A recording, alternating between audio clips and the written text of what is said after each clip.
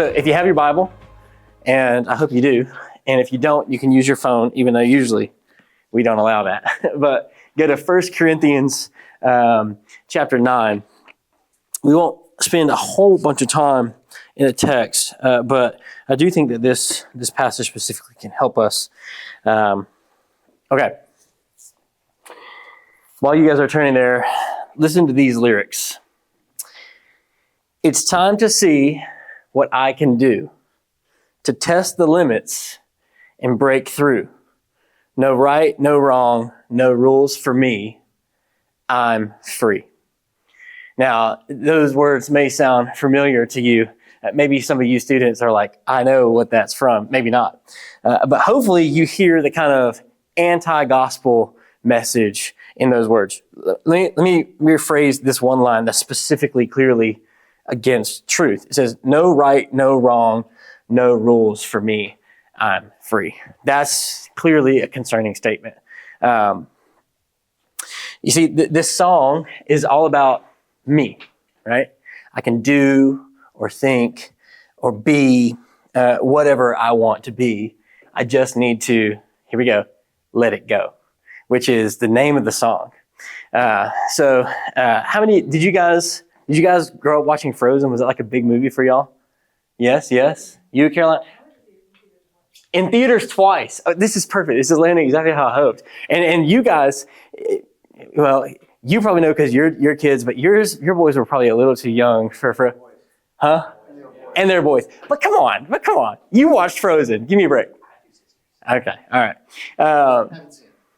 I actually haven't either. But we do. What we do remember is how big of an influence it was. Like the songs, like specifically this song, Let It Go, Let It Go, I Am One with the Wind and Sky. You know, like there were YouTube videos of these little girls singing these songs. And yet, here's this message of not gospel truth, right? What's right for me is right for me. No rules, no right, no wrong. And so today, as we think about taking the gospel to teenagers, we are thinking about taking the gospel to teenagers who have grown up in a culture that's really good at hiding anti-gospel messages, right? When you were going to theaters to see Frozen twice, you weren't like trying to do something that didn't glorify God, and yet some of the messages that you're receiving from these movies and stuff is teaching you, like, this is all about me. That's what our culture does, right? And so this is who we're taking the gospel to, whether it's commercials or music or even billboards that we see. They aren't trying to glorify God. In fact, they're calling us and encouraging us to glorify ourselves. So that's what we're trying to do. We're trying to take the gospel to people who are in this culture that we so know and wrestle against. So again, in 1 Corinthians 9, verses 19 through 23, we're going to think through how Paul tries to get the gospel to people who are different than him. And so let me give you some context before I read the verses. So in chapter 9, Paul is basically explaining, I've done so many things to make sure that the gospel goes forth, right? Even so much so that Paul is living his life serving God, but he won't even take money for it. He says, I'm not even going to take money because he doesn't want people questioning his motives. He doesn't want anything to get in the way of the gospel going forth. And so he's willing to go to great lengths in order to do that. And yet there are barriers, right? There's societal barriers, there's cultural barriers, there's relational barriers, there's all kinds of barriers. So Paul in 1 Corinthians 9, verses 19 through 23, shows us how he deals with those things. So who will read those verses for me? 1 Corinthians 9, 19 through 23. Anybody want to read? Thank you, Davis. And look, I know Davis, he's in my equip group. Don't read so fast, okay? Just take your time. Let us kind of soak it in, and we'll follow along with you. Okay, yes, thank you. For though I am free from all, I have made myself a servant to all, that I might win more of them. To the Jews I became as a Jew, in order to win Jews.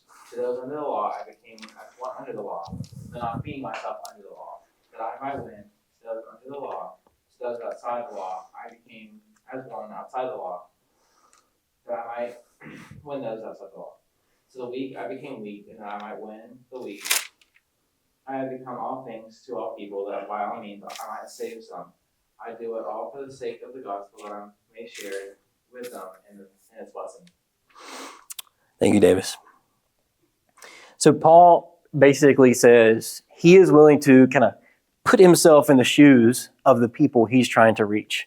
To a slave, he comes like a slave. To the weak, he becomes like a weak person. So since Paul is thinking about contextualization, it's probably a good idea for us to think about that, right? If we're trying to take the gospel to people, then we're taking this message to a certain people. What can we do to make sure that we're communicating the gospel clearly and effectively for the different people that we're trying to take the gospel to? And in this specific context, we're thinking about taking it to teenagers. So as you guys as teenagers, you're thinking about taking it to your friends.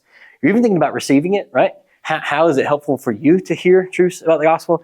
And for you guys as parents, it's how do we communicate the gospel to these young minds and hearts that we're trying to raise in the ways of the Lord? So the question is, do we need to become like teenagers to reach teenagers? Because Paul says, I became, like a slave to reach a slave.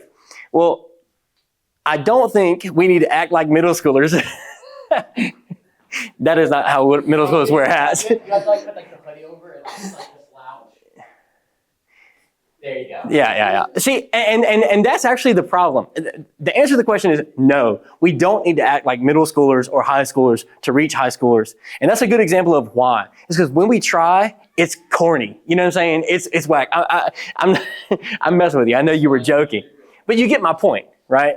Like, I don't need to talk about Skibbity Toilet and talk about 6 and 7 and all this stuff and alpha because that's not, it would be faking. Do you know what I'm saying?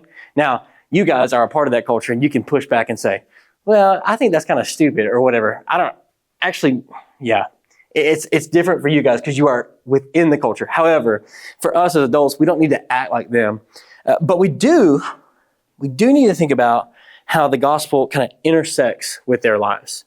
And there are some different ways that we can do that. So I want to define the word contextualization so that we can think through what are we even talking about here. So I've got a slide that helps us do that if this works.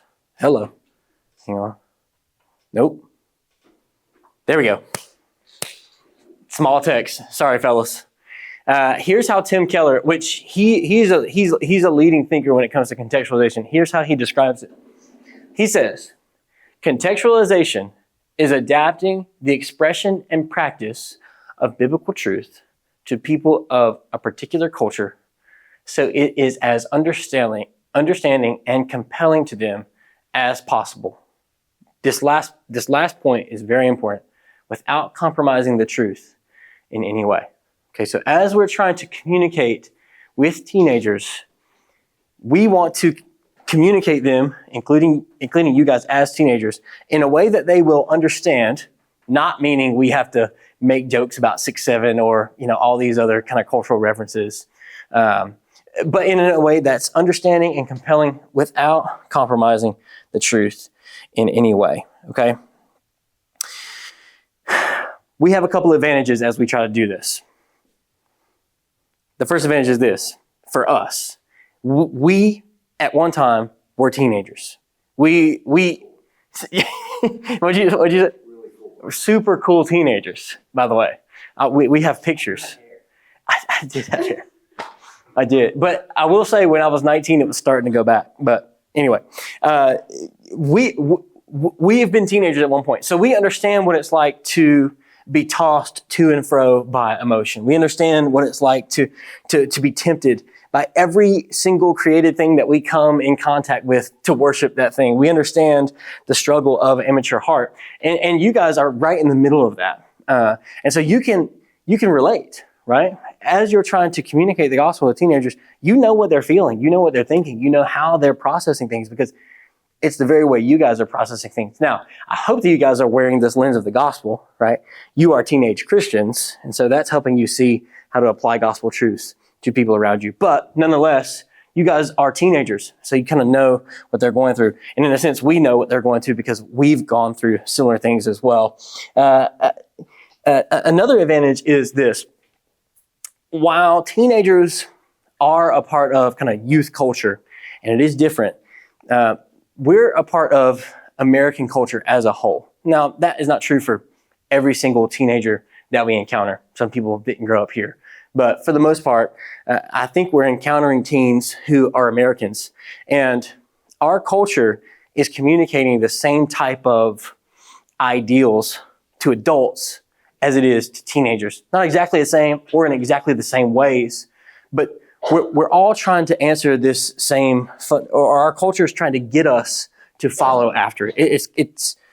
We can relate to the things that we're learning, right? And even though it is different, because it is, you guys are facing different challenges than we faced. And some of you guys are farther from teenage years. Like, it's only been a couple of years for me, more than I care to admit. But for you guys, it's been decades and eons, and there's a huge gap between. Yeah, and so of course it's different. I'm not saying what our teens are facing is different. There are unique challenges, like ChatGPT wasn't around when I was a thing, and now you guys have to think, as Christians, how am I going to navigate AI and stuff like that? At the same time, we have to do that too, not as teenagers, but we can kind of relate. I think we're all facing the same fundamental question, though. What will we worship? Whether you're a teenager, a middle-aged guy, an old lady, the question we're facing and the question our culture is calling us to answer is what are we going to worship? And our culture wants us to worship anything other than God, right? Because, lots of reasons, but as we do, we spend money or we spend time. And there are all these motivations that make our culture, that encourage our culture to get us to look away from God. And God says, no, worship me. So as we think about how to contextualize the gospel to these teens, we need to think about how does the gospel intersect with their lives? And I think one obvious place to start is that we can look at what they love, what our culture is calling them to worship, because we can apply some gospel truth to those specific intersections. I'm going to give us 4 steps that we need to do as we try to identify these.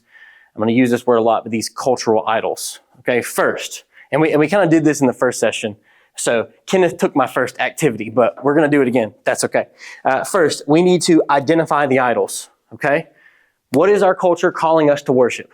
This is going to be actually helpful because we've got teenagers who are experiencing it as teenagers now. We've got adults who maybe have a little bit of extra perspective. So we're asking a question. What are the idols that our culture is calling us to worship? Number 2, we need to recognize the idols.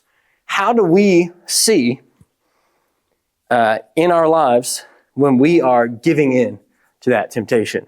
Number 3, we need to expose the idols. We need to show that they can't give us what they promise. And number 4, we need to believe and show teenagers that we're trying to take the gospel that Jesus is better than the idols. Okay, so we identify them, we recognize them, we expose them, and then we show that Jesus is better. So we're going to do our first breakout session. And I'm going to get you guys to identify possible cultural idols, specifically in regards to teenagers. And you guys are going to be super helpful with this. In fact, Caroline might remember, as I was preparing for this, I sat down with our SLT and I said, what are some things that our world wants you to worship, wants you to go after? And they had some good ideas. So you guys come together. We're going to do one group, so however y'all want to do it. And then here's the question. I'll put it up on the screen. Brainstorm possible cultural idols that teenagers are facing. And then the second point, and I want you to do both, what is the belief underneath these idols? So here's an example. If the idol is material possession, then the belief may be, I deserve to have nice things, or nice things will fulfill me. So do you guys kind of see what we're trying to do? We're trying to identify a cultural idol, and then we're trying to identify a belief that might be underneath that cultural idol. Does that make sense? And I can even help, and I'll write stuff on the board as we go. But hopefully that's clear. Everybody good? You want us to give you things to write on the board, or you're just going to listen? Right. Let's work together. Let's workshop this thing, right?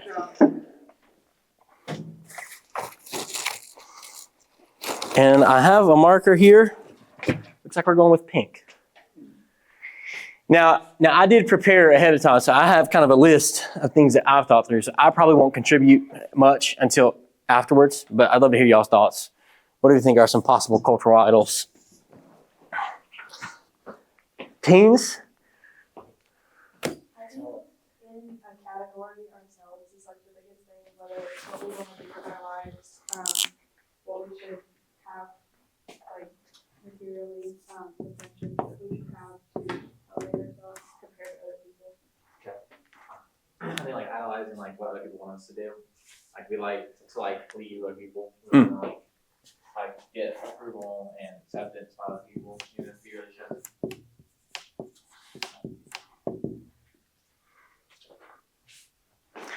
All right, now, as you guys are thinking, sorry, were you about to talk?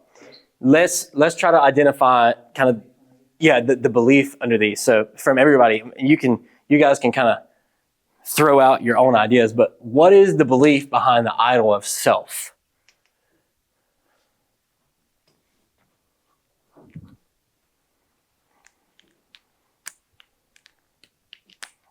And I think, to be clear, I think there can be a lot of beliefs underneath it. It isn't just kind of just one fundamental. So throw out your initial thoughts and we'll kind of see what we land on.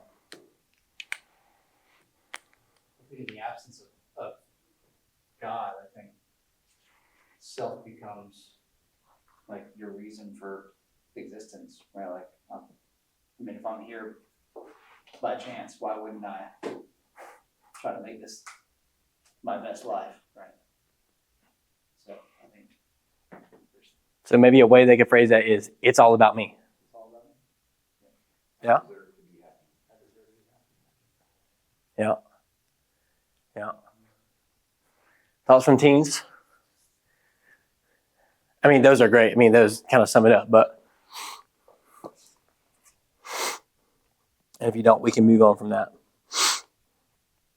For self, one of the kind of statement, I was kind of trying to think like someone who is worshiping this, what are they saying to themselves?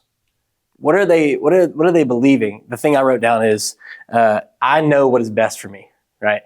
That's why our culture says like, follow your heart, do whatever you want to do, be you, live your truth. The belief we're believing is, I know what's best, right? Okay. Everything I need is in me. Right? Whether that's knowing what's right, what my heart's telling me I deserve, like it's all found in me. I don't need anything outside of me to accomplish it. Yeah. Good. Okay. How about acceptance? What are some of the lies, or what is a person who is idolizing acceptance?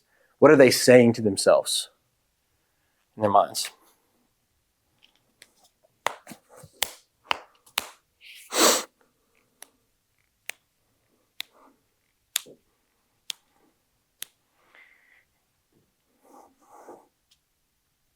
Davis, this was kind of your suggestion, so yeah. Hey, no pressure. And we can also keep working on different idols if they pop into your mind, but we're just workshopping.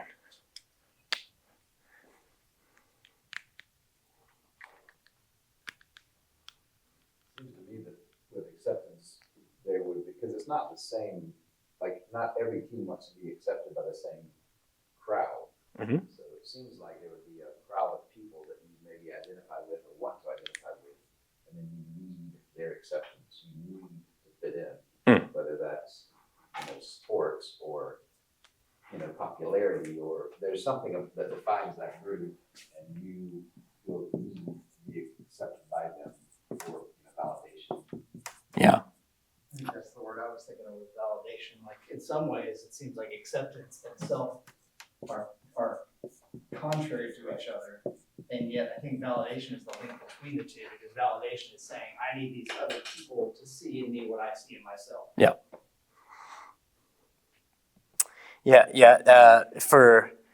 So the way I labeled this idol is like social acceptance, and the thought I put behind it is, I am what others think of me. So like, I don't know. You guys tell me. You guys tell me if you guys struggle with it. I know I do. But as teenagers, like, Are you tempted to believe that your worth comes from how others perceive you or what others think about you? I don't know. I think that's something that I struggle with. Okay. Yeah, we kind of struggle with that too. Yeah. It's a routine issue. It's a person issue. I think that's part of what I'm learning as I'm doing this is like, we have a lot more in common than we think. And we're almost just learning to apply the gospel to ourselves so that we can show teens kind of how we do This this. is gonna help, but I had this thought while we were talking, like, before, I want the four of you to look at us as dads, who need God. Not as pastors in some ways, okay, so like, you imagine I'm a dad of Nathan, I have two more teams coming. He's got two teams right now, two. And so, like, we're pastors, but we're dads, and so we're in here for a reason. It's not to lead the conversation, but we want you guys to speak. We're workshopping. Yeah. Thank you, Pastor Jay. Okay, more idols. I came up with 7, so let's keep thinking. Okay, self, social acceptance. What else? And as dads, what have you noticed in your kids? What are they loving more than they love God? I think there's that in some ways it's acceptance, but it's almost like the flip side of it is also like they want to, through their acceptance, they want to influence. Like my kids, since they were like 4, have been asking for their own YouTube channels. Like, what content are you gonna put out there? So there's some like being known, like it's part being accepted, but part also maybe, yeah, I don't know. You're right. Every YouTuber says, I just want to make a positive impact. Right. That's their, I just started doing this because I want to make a positive impact. I'm like, okay, yeah. And maybe the belief is I can make a positive impact, or And through that, then that shows that I'm accepted, right? So there's a tie in there. yeah. I think that's true. You know, influencers have a group of people following them, which shows them I'm cared for, I'm I loved. think that's a broader umbrella of fame, right? Whether it's through athletics or through the arts or through social media, like. That goes back to validation, right? You're Yeah. being validated for what you think you can contribute, or what your identity is. Yeah. I have worth. Yeah. That's the belief.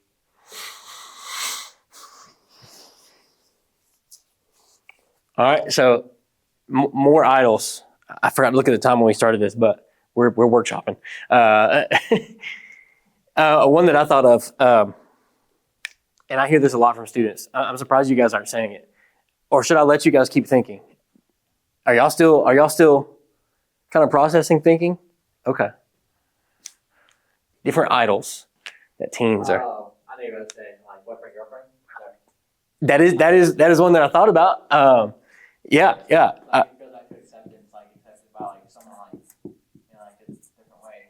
Like you want to like be accepted by like someone that cares for you. Yeah. Absolutely. I know that's something I was following after when I was a teenager, for sure. And I think the belief underneath that for me was, if I find love, I'm loved.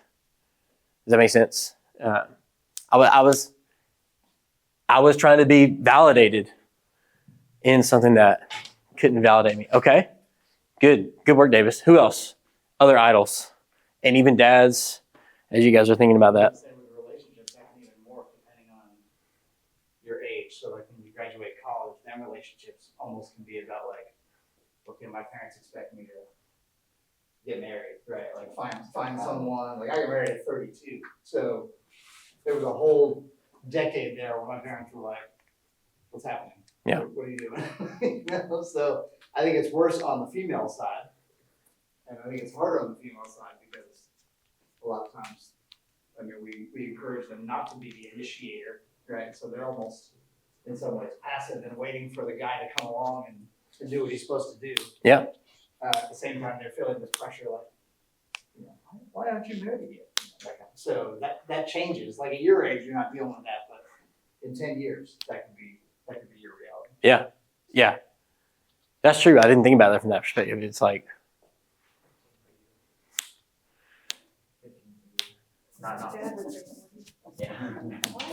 yeah, 15 is quite young, Davis, but then again, you're young, so. More years. Oh, yes. I thought for you, Oh. like that. No. Oh, I'm about to say, dog, I'm like, bro. Wait a minute. See, like 30 years ago, what did they say? Like 10 years would have been when the expectation would have started, like when you're 23. All right, I think we should move on from this first activity. So let me list out a couple more that I have. So I kind of identified this one as self-autonomy. I know what is best for me, social acceptance. Another one I wrote was image, right? I don't know if this is as big a thing now, and you guys can speak to this, but like when I was a teenager, just like I want to be seen as attractive. You know what I'm saying? And kind of the belief that behind that is if I look good, I am good, right? Trying to ascribe value to kind of physical attributes.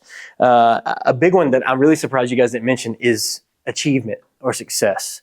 I hear this over and over and over and over from our teenagers that they, oh gosh, I'm a horrible speller. Somebody spell achievement for me.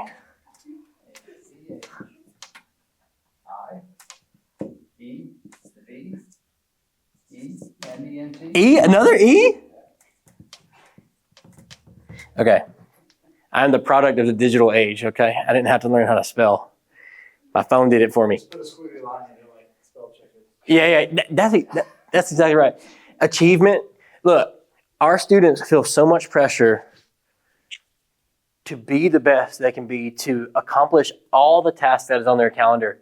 Look, if you look at these calendars, they're full. You know what I'm saying? And I think they're tempted to believe this: I am what I accomplish, right? That's what college admissions teams say, right? It's the race. They're more and more competitive, and so you got to have this resume. Yep. And it puts pressure, and the way to win in that setting is to live for that. Is what our culture is telling our students. Do you guys feel that way? It's like you better be ready. It's like you gotta grip in and really pay attention to this. Is that? Do y'all feel that? I don't know. Maybe it's just. I don't think every student does. My two kids were very different. I see. So I have one that would not feel that much pressure and would just be pursuing just recreation. I just want to have fun. Yeah. Which leads me to another one that I have: entertainment or escape. I'm so bad at spelling. Fun is pretty easy. Yeah, it's fun.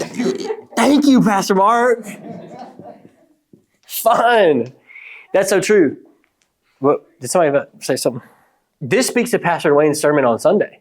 The belief under this is avoiding my issue is best.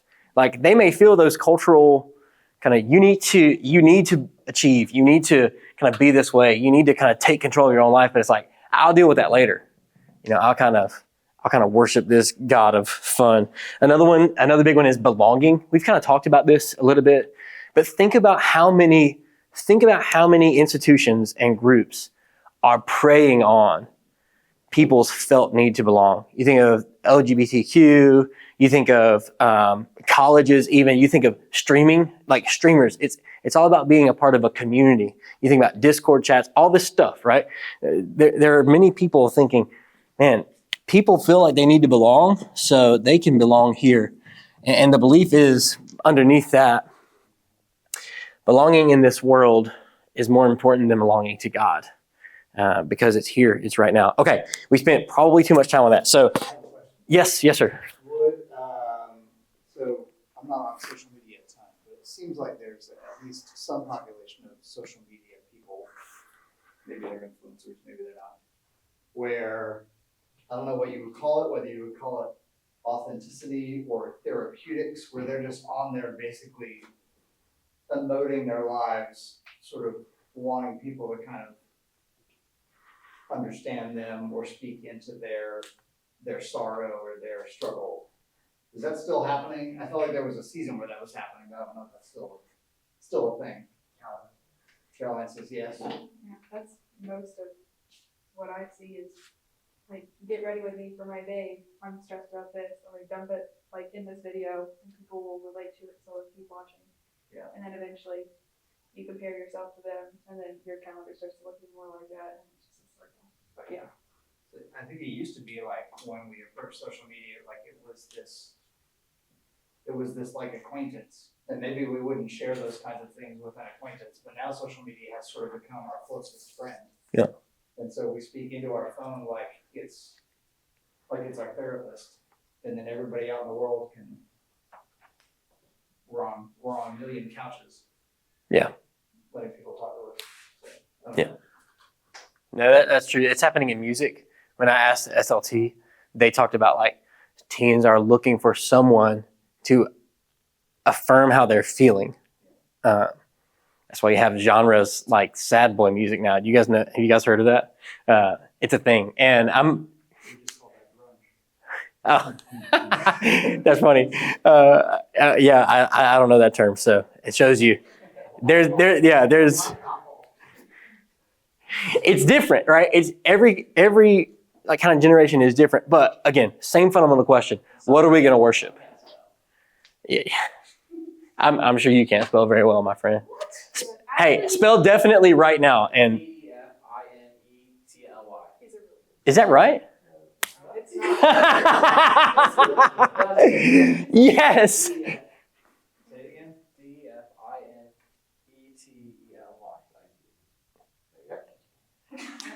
Dude, that was so. I don't look. How about this? We're not going to fact check. We believe that you're a good speller, but that was funny when Pastor Mark was like, "No, that's not right." All right. Let's move on. So we've tried to identify the idols. We've talked about kind of some beliefs. Now I think it'd be helpful us to think about how can we recognize these idols. So we've kind of done that a little bit, but here's what I want to do, and I'll put the next. I'll put this slide up here. So I kind of already worked up some of these things and the thoughts, but the question is this: how might teenagers show these idols in their lives? So you guys, as parents, think through this list of things that we've just kind of worked up and say, how have I seen my teen act when they are kind of worshiping this idol? And in students, I want you to think through each one. Think through self-autonomy. Think through social acceptance. Think through image and experience. And, this is a little personal, and you don't have to share the complete, intimate, personal details of your life, but how have you been tempted to act these ways, and kind of what comes out as you do? And I'll work with you guys as well, because I've thought through kind of how I see that in my life. So think through those for a second. Pick any one, and then go for it. Talk about how you might show in your life that you're worshiping one of these things.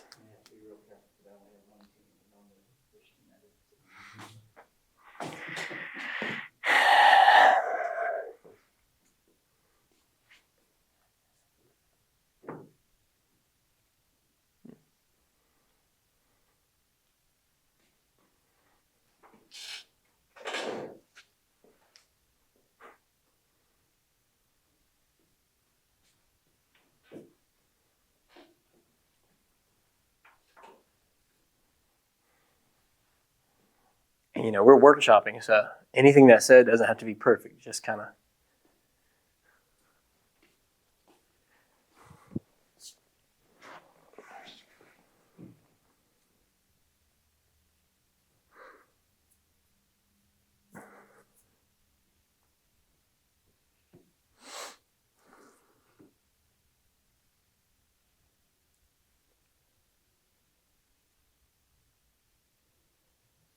Overly simplistic, but I think, what are they spending most of their time pursuing?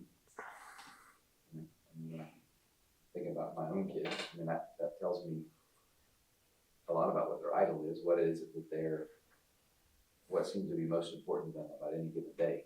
Like, is it studying? Is it going to have fun? Is it, trying to be cool on social media or whatever, or maybe the flip of it is if they're anxious about something, what's causing that? What's the root of that anxiety? Because I'm not making the grades or I'm not fitting in. That's one way to figure it out. Yeah, it's an interesting balance because in one sense, like there are certain things that maybe you wish your children were more anxious about. Like, I want you to care about this more, and I want you to care about that less, right? So doing that task doesn't necessarily mean they're actually feeling in a healthy way about it, because they may be doing it because they're obsessed with success and achievement, right? Yeah. As opposed to having a healthy view of schoolwork and study, right? So it could be any of this. So I think that's where our feelings can actually be a good gauge for us, right? So one thing I thought of was it might show up in what their medications look like, right? Because I mean, my wife talks to her siblings, and it's like, yeah, so and so's on this medication, that medication, and it's all related to something on this list. Right. Right. There's an anxiety or a fear or a worry or a depression about something that's controlling their affections. Mm-hmm. I think you can identify social acceptance success and achievement. Like if you get accepted, you feel like you've achieved something. So you analyze those things together through that, because if people think you're good enough, they'll accept you and you just keep working. And through sports, I know you think the tryout process, you want to be accepted by your coach, by your teammates. And if you make the team, you'll have achievement, you'll have success. And if I accomplish that, then I can think about what I can do going forward. If it's I can play high school, if I can play college, or do that.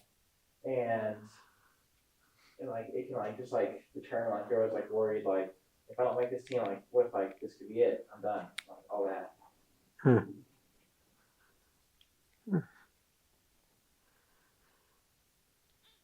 Some at times our boys are hey, can we get this latest shoe or something that's come out that's a cultural symbol of social acceptance, right? Or even affluency. Yep. Right, as opposed to what we can actually do. Yeah. So we're no, but if someone's throwing theirs away, you can have theirs, So I think, purchasing certain things, having certain things that their friends will look at and go, okay, the cups. What? The cups. The cups? Well, Oh, yeah. Hey, dude, you calling your sister out like that? I have it too, so I'm not Yeah, I thought of the first one, self-autonomy. If a student is, if a teenager is believing I know what's best for me, they're probably going to not being told what to do. So if you've got a kid at camp who think I know what's best for me, and you're I don't want you to die. You know what I'm saying? You're trying to keep them together and safe. Then you might get some, bucking against the system. I'm sure you guys see this in y'all's homes and. Yeah, that's a good example. It's just come back on time. Anyways. Yeah. Sometimes it can be really difficult to identify what our teenagers are worshiping, but I think you're right. As we look at what they love, as we look at what they get upset about, as we look at, you're right, Pastor Jay, as we look at their emotions, I think it can give us breadcrumbs to get to the root of what it is they're believing defines their value. And so the idea behind doing this exercise was to say, okay,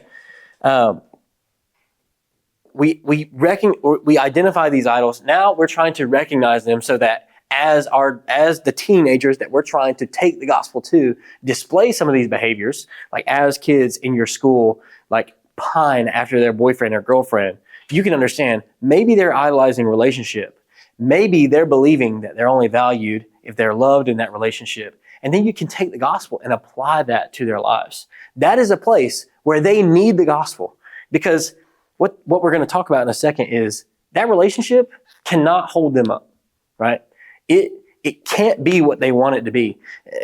They might even break up sometime, and it's like that in those places where kind of is where the gospel intersects with their lives. Okay, so we identified, we recognized, now we expose, which is kind of what I was talking about. Here's what we need to expose. For you guys as teenagers, towards your friends, for you guys as dads, to your kids, we need to expose this. Idols promise freedom, but they really enslave us, right? All of these things promise something that we so desperately want, we so desperately need, but all they offer us truly is slavery. In fact, students, you guys may remember, we're going through Deuteronomy, and I think it's chapter 7, it says, these idols will ensnare you. They will trap you, right? We just talked about that a couple weeks ago. They enslave us. If self-autonomy is our God, then we're desperate if we lose control of a situation, right? We think we know best and it gets out of control. We're like, what are we going to do? Or if social acceptance is our God, then we're devastated by criticism. That's an example. Maybe someone says, you're really this way. And if a student, a teenager especially, is idolizing how they're perceived, that in some ways can crush them. They won't be able to take any type of criticism. If someone is idolizing their image, then they will compare themselves. It may not even be physical image, but just like the ideal of life, they will compare themselves to other, and you can't help but be gripped by that. If they're living to be successful and that's their God, then no achievement is ever enough, right? They'll work and they'll work and they'll work and they'll achieve what they want to do, and they can barely even, celebrate it because the next thing is coming. And that's true that not all people are like that, Pastor Mark. I wasn't like that, but the students that struggle with that kind of achievement ideology, they're like, on to the next thing. It's never good enough. If they're idolizing their relationships, and of course they'll become dependent on their boyfriend or their girlfriend. What happens when they break up? Or entertainment. And we've all struggled with this one. If we are idolizing entertainment or pleasure or fun, it's possible to find ourselves trapped in kind of a dopamine cycle where we're just looking for the next giggle. And it isn't even that good. It's like, this is pointless. You guys have done this before if you've ever watched YouTube or whatever for a long time. Eventually you come to a place like, what am I doing? Like, this is pointless. And you try to get rid of it, and it's like, but the next thing, right? I say this myself all the time. This is my last video. And then 10 videos later, I'm like, you know what I'm saying?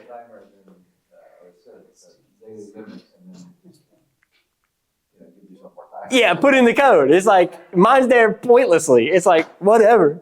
If we're idolizing our belonging, then you may find yourself in communities and realize you don't belong anywhere. You see, these idols, they promise all this stuff, but they just can't hold us up. They can't deliver what they promise. These little G gods promise all kinds of things, but they deliver slavery.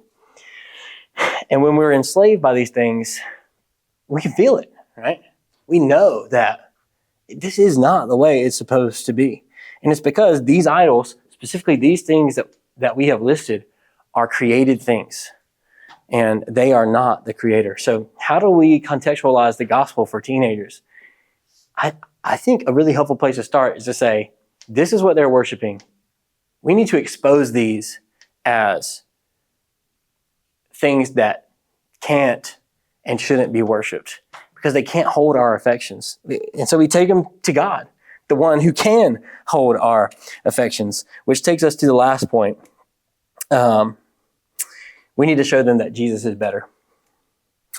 So we realize that our tendency to worship these things is because we are made to worship, right? And our culture calls everybody to wake up every day and to either worship themselves or worship people's appearance of themselves or go down the list. And we need to explain to them, don't worship these things because these things can't offer what they promise. Worship God. He is worthy of our worship. And God really, the message of the scripture and the gospel flips the cultural narrative, right? Our culture tells us, based off of that Frozen song, we know what's best. Do what you want to do. You're free to do whatever. Or you can find worth in this world. Or you can achieve greatness. Or you can find rest here. Kenneth pointed some of these things out this morning in the first section. But the gospel flips all that. It says, no, you don't know best apart from God. You aren't worthy apart from Christ. You can't achieve saving greatness. We can't find rest for our souls. Now, I use strong wording there, and we can argue about all of those are like harshly true, but the point is this, okay? The gospel flips all these cultural narratives. God knows best. He knows best. He is worthy. He accomplished salvation, and He provides rest for our souls. And we take this message of hope to teens who wake up every morning with a world calling them to worship and serve created things rather than the Creator. And here's the thing. As we take this gospel message, we don't change the message. They will have to worship something. And we're trying to say, you need to worship Jesus. But they're already worshiping things that, by the way, are causing them to toil. But if we show them the beauty of God and we say, worship God, then we know that that's the good life, right? Jesus can hold our affections and all these things can't. And so we try to encourage them with the good news of the gospel. If we want to take gospel to teens, this is important. Now we're going to kind of transition to I'm going to try to make it as practical as possible. If we want to take the gospel to teens, we have to listen. Okay? We listen to the lies that they're believing, and then we try to encourage them by applying the gospel to those lies. And they're not going to come out and say it. I'm believing this, or I'm worshiping this. And so that's why we need to try to we need to familiarize ourselves with these things so that when we find our student displaying idol worship in a sense, we can say, hey, look, the gospel applies here. So, I think we got time. So the last activity is this. And this is a little abstract, so we might have to put our thinking caps on here, but how can you respond to the gospel when a teen shows evidence of these cultural idols? And we kind of have talked about that a little bit, but we can work through these. I'll be the teenager, okay? And then you guys do your best to apply gospel truth to my sinful behaviors, all right? All right, let's start with self-autonomy. Yeah. That way I'll listen to you if you wear the hat like that. Oh, goodness. Okay, self-autonomy. All right, bear with me here. This is off the cuff, so, all right. My parents don't know what they're talking about. I know what's best for me. What's a gospel truth that you could say to a student who's saying that?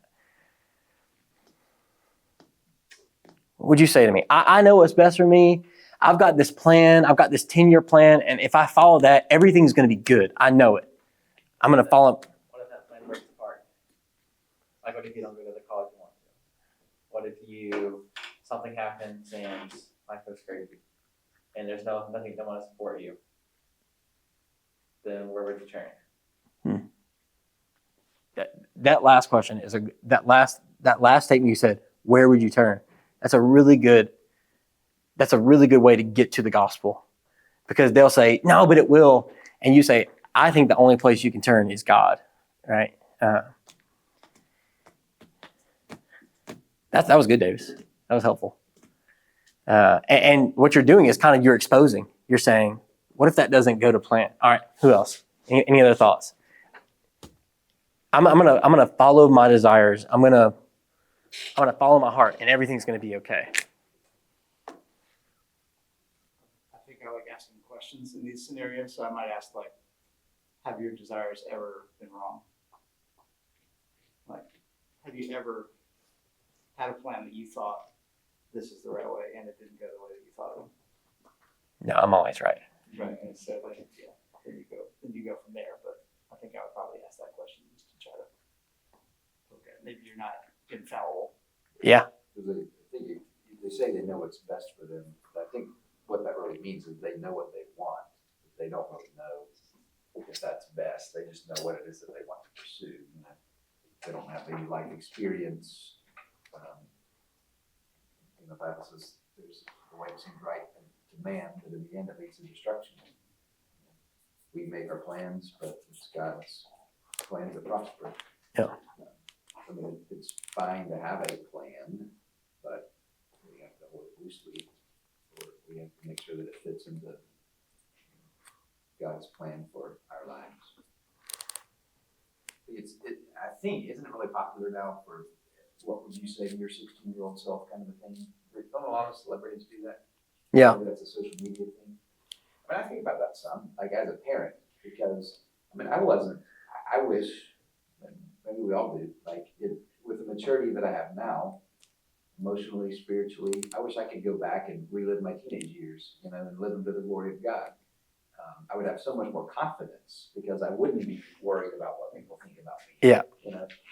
I know who I am in Christ, and I think what I try to encourage my kids with is just that idea that it isn't about you. Like, be confident in who God has made you to be, so that it isn't all about you, so that you can love other people. And that's what we're called to do: love God and love others more than we love ourselves. But it is so hard. Our natural bent is to worry most about ourselves, our sinful bent, But I would love to go back and live my teen years being freed up from these idols and just being able to love other people and serve other people with the gospel. That was helpful, Pastor Mark. Like, when we're making it about ourselves, or when a teenager around us or your classmates are making them about ourselves, let's ask them, isn't this all about God, kind of thing? Yeah, that even had me thinking about my life. Okay, social acceptance. All right. Oh my gosh, I got 150 likes on my post. And did you see this boy? He liked it. Oh my goodness, that's so good. Let's hear from. I'd be curious to hear, because I'm sure you got. Do y'all hear stuff like this from your friends and stuff like this? Maybe not. Maybe it's missing. But what were you gonna say, Caroline? We're all vulnerable. So, Yeah. We're sheltered. There's a big difference between. That's because of this crowd. Yeah. There's a big difference between the standards that all of our friends are held to based on. Like, when we walk into the youth room and we're with kids who go to school, kind of the struggle that they have. So I've definitely seen it work. People looking at Instagram, have you seen my post? Kind of trying to get that. Not it's not like big huge thing, but it is present. Yeah. Yeah. So Keller does this thing in one of his books. He has this model of yes, but no, but yes. I don't know if you've read that or not. I haven't. So it's the yes, the first yes is essentially like affirming what that person is, like what their heart is drawn to. Mm-hmm. Like, yeah, I mean, we all want to be loved and accepted, right? But no, but you actually can't find that in this thing that you are pursuing. Mm-hmm. But yes, there is a way to find that, and it's in the gospel, right? It's in Christ. Christ is, you're accepted in Christ. God has made you in His image. So it's a you can do it with every one of these. It's a yes, but no, but yes. So it's kind of like you're identify, recognize, exposed, but no. Yeah. And then the last step, but yes, is responding with the gospel. So it can be awful. That's extremely helpful, because you're right. I mean, you could do that with every one of these, like relationship. Love is a beautiful thing,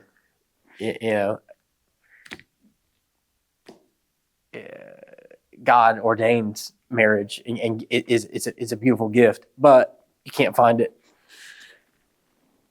Yeah. You can ask them a question like, why do you think everybody on the planet is seeking after love? Like, that's something that just seems to be innate in us. And it seems like it's a good thing, right? Do people always find it in somebody else? get disappointed, I think. Yeah. So, Yes, no, yes. yes, but no, but yeah. That's better. Yes, but no, but yes. Cool. Thank you for that, Pastor Jay. Maybe that's where we can end on that. Yeah. The last thing I did is I created a list of tips and tricks. Now, admittedly, these are probably going to be more useful for the adults, but you guys can tell me if you think these things are actually helpful. Okay. So, let's see. Tips and tricks. Number one, don't wait for gospel opportunities. You have to initiate. This can definitely be true for you guys. But so many times, as I'm talking with students about sharing the gospel, being bold about their faith, and even adults, it's like, I'm just waiting for that. I'm waiting for it to kind of come up. I'm waiting for the opportunity to present itself. It won't. You know what I'm saying? Like, it might, but we have to initiate. Like, honestly, with students, sometimes, like, the first thing I'll ask a student, especially if I'm trying to get to know them, is like, what are your thoughts on Jesus? You know what I'm saying?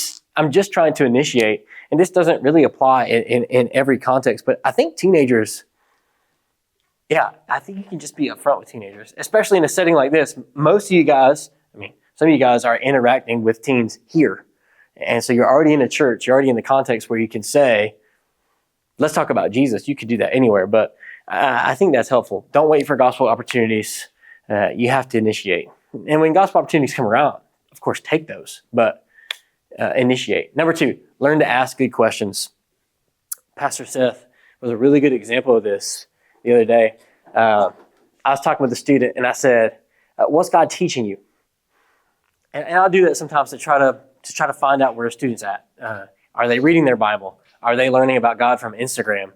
You know, all these things. And a student, he gave a really service level answer. God's teaching me everything happens for a reason. Well, that's what our teenagers are getting on things like social media. They're getting Christian platitudes, right? God's teaching me patience. God's teaching me, everything happens for a reason. They're learning these kind of super service levels. So a question he simply asked is, why do you say that? Why do you say that God is teaching you that everything happens for a reason? It's not just because you think it. Like, are you learning that from the scriptures, from your pastor? Learn to ask good questions. And we've kind of done some of that work here of thinking, what kind of questions can we ask?